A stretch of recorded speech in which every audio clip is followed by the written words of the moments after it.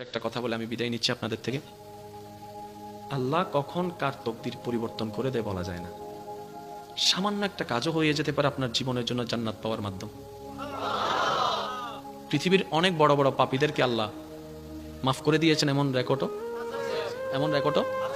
এবার একটু শুনেন, হযরত মূসা আলাইহিস সালামের যুগে একজন পাপিষ্ঠ, এমন পাপিষ্ঠ ছিল যাকে সমাজ থেকে সবাই বহিষ্কার করে দিয়েছে। যখন তার শরীর দুর্বল হয়ে গিয়েছে, রোগাক্রান্ত হয়ে গিয়েছে, ক্ষমতা শেষ হয়ে গিয়েছে, সবাই তাকে এলাকা থেকে বের করে দিয়েছে। এমন একটা জায়গায় তাকে ফেলে দিয়েছে যেখানে আশেপাশে কেউ।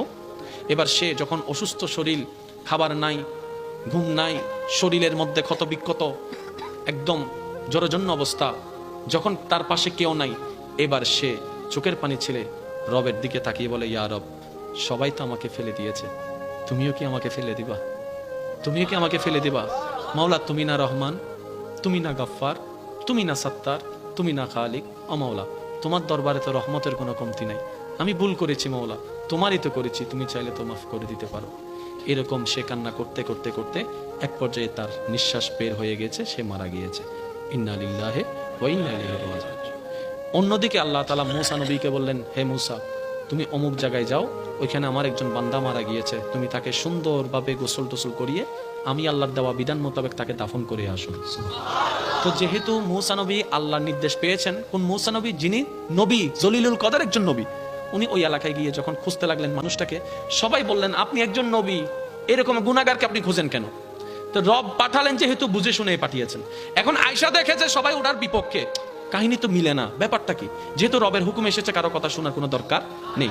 এবার উনি গিয়ে সমস্ত কাজকর্ম করে আল্লাহর দেওয়া বিধান মোতাবেক ওনাকে দাফন করলেন। এবার মনে মনে প্রশ্নটা রবকে করলেন, ইয়া রব, সবাই তাকে পাপী বলছে, কিন্তু তুমি আমার মতো একজন নবীকে দিয়ে তাকে গোসল দেওয়াইলা, নিশ্চয় তার তো কোনো কাজ তোমার পছন্দ হয়েছে। রব বলে, এলাকার মানুষ যা বলছে সব সত্য, সে অনেক পাপী, সেটা সত্য, কিন্তু সে মৃত্যুবরণ করার আগে আমাকে এত সুন্দরভাবে ডেকেছে, এত মায়া করে ডেকেছে, এত ভালোবাসা নিয়ে আমার নামকে ডেকেছে এবং আমার কাছে সারেন্ডার করেছে, আমি রব মালিক ইয়াউমিদ্দিন, আমি মালিক। তার সারা জীবনের গুনাহকে খুশি হয়ে ক্ষমা করে দিয়েছে। মূসা নবীর উম্মতকে যদি আল্লাহ এমন দয়া করতে পারেন, আমি তো রাহমাতুল লিল আলামিন নবীর উম্মত। নবী রাহমাতুল লিল আলামিন বলেছেন, হে আমার উম্মত, তোমরা আমাকে দুইটা জিনিসের জামানত দাও, আমি তোমাদেরকে জান্নাতের জামানত দিচ্ছি। ইয়া রাসূলুল্লাহ, কোন দুইটা জিনিস? নবী রাহমাতুল লিল আলামিন বলছেন, তোমাদের লজ্জাস্থানের হেফাজতের জামানত দাও, আর এই জিহ্বার হেফাজতের জামানত দাও। এই লজ্জাস্থান অন্যায়ভাবে ব্যবহার করা যাবে না, আর এই জবান কখনো ভালো ছাড়া খারাপের জন্য ব্যবহার করিও না। এমনকি এই জবান কারো অন্তরে যেন কথা দিয়ে আঘাত না আসে, সেভাবে তুমি চলবা। তুমি এই দুইটার হেফাজত আমাকে দাও, ঈমানের পরে জান্নাতের দায়িত্ব আমি নিয়ে নিলাম। আপনি ক্ষমা করতে থাকুন, এটা আমার একটা অনুরোধ। যদি সুখে থাকতে চান, ভালো থাকতে চান, অতীতে কি হয়েছে, কে কষ্ট দিয়েছে, কে ন্যায় করেছে, কে অন্যায় করেছে, সব বিচার আল্লাহর উপর ছেড়ে দিয়ে আপনি মাফ করে দেন। যে মাফ করে দেয় তার অন্তর পরিষ্কার থাকে। সুবহান। নবী রাহমাতুল লিল আলামিন বলে, আল্লাহর দিকে তাকিয়ে আল্লাহর বান্দাকে মাফ করে দাও। তোমার যদি ইজ্জতে কমে যায়, আমি নবী থেকে হাসরের ময়দানে তুমি নিয়ে নিও, তারপরে তুমি মাফ করতে থাকো। কারণ তুমি যত মাফ করতে থাকবা, হেসে হেসে মাফ করতেই থাকবা, তত তুমি দুনিয়াতেও ভালো থাকতে পারবা, পরকালেও ভালো থাকতে পারবা। সুবহান। একটা কথা মনে রাখবেন, দুনিয়াতে আমরা সবাই মেহমান হয়ে এসেছি, কেউ পার্মানেন্টলি থাকতে আসেনি। তো 2 দিনের দুনিয়া, অর্ধেক সময় তো শেষ। আসেন না, এই অল্প সময়টা আল্লাহ এবং রসুলের বিধানকে সামনে রেখে মানুষকে উপকার করে যতটুকু পারি মানুষের কল্যাণ করে যেন কাটাইতে পারি। আল্লাহ আমাদের সবাইকে সে তৌফিক দান করুক। যে ধর্মে মুস্কি হেসে কথা বললেও সওয়াব। আরেকটু জোরে।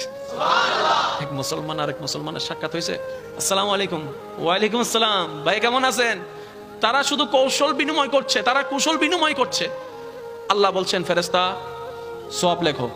আরেক ফেরেশতারে বলে, ফেরেশতা মুসাফা করে হাত ছুটার আগে তাদের গুনাহ মাফের ব্যবস্থা করে দাও। তাহলে যে ধর্মে সালাম দিলেও সওয়াব, দেখা করলেও সওয়াব, খবর নিলেও সওয়াব, খাবার দিলেও সওয়াব, পানি দিলেও সওয়াব, এমনকি রাস্তায় হাঁটার পথে এতিম বাচ্চার মাথায় 2 সেকেন্ড দাঁড়িয়ে হাত বুলিয়ে দিয়েছেন, এটা তো এখানে কমতি বলে কোনো শব্দ নাই। এরপরও যদি আমরা নিজেকে গোছাতে না পারি, আফসোস করা ছাড়া কিছু উপায় নাই। সেজন্য আমি একটা অনুরোধ, আপনি যতটুকু পারেন আপনার সাধ্য মোতাবেক মানুষের উপকার করার চেষ্টা করবেন। হ্যাঁ, আপনি বলবেন, আমার উপকারের দাম পাই না, ভালো ব্যবহারের দাম পাই না, আমি সেবা করলে সেটার দাম পাই না, আমি ভালো করলে আমাকে উল্টা করে। হ্যাঁ, আমি আপনার সব কথা মানলাম, তো অনুরোধ রাখবো, বিনিময়টা ওই বান্দার থেকে চেয়েন না, ওই বান্দার রব থেকে চান। বান্দা দিলে আর কদ্দুর দিবে, কিন্তু ওর রব যখন দেওয়া শুরু করবে আপনি রাখার জায়গা পাবেন না।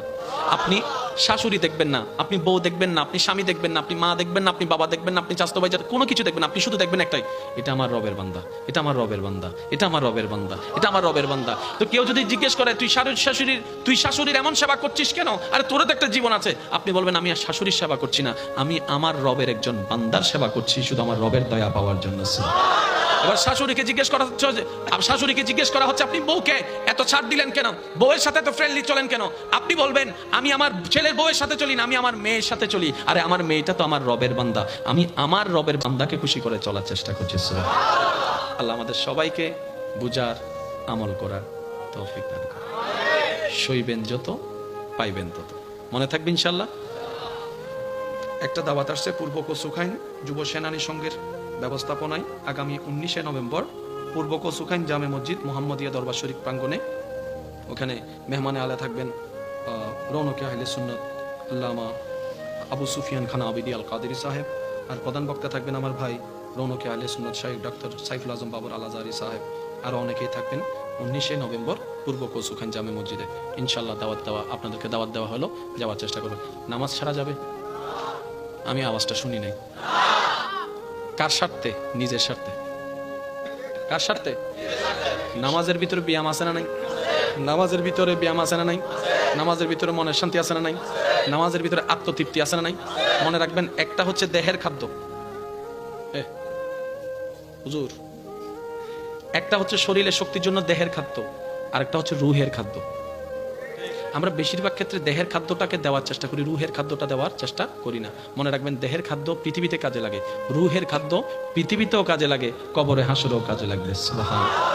এমন একটা জীবন বানান আল্লাহর রহমতকে সাথে নিয়ে, যেন সবাই আপনার জন্য অন্ধকার একটা ঘর খনন করবে, কিন্তু আপনাকে রাখার পর উপরে মাটি দিয়ে অন্ধকার করে দেওয়ার সাথে সাথে আল্লাহর রহমতে যেন আপনার অন্তর থেকে নূর বের হয়ে সমস্ত কবরের অন্ধকারকে হার মানায় দেয়। কাদ আফলাহা মান যাক্কাহা। আল্লাহ আমাদের সবাইকে কবুল করুক, আমিন। আজকের মাহফিলকে কবুল করুক।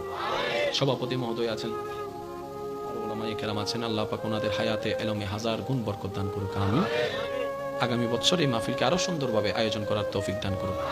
অত্র এলাকায় যত সুন্নিয়তের মাহফিল হয়, আল্লাহ প্রত্যেকটি মাহফিলকে কবুল আর মঞ্জুর করুক, আমিন। ইয়া নবী সালাম আলাইকা আলাইকা ইয়া নবী সালাম আলাইকা সালাতুল্লাহ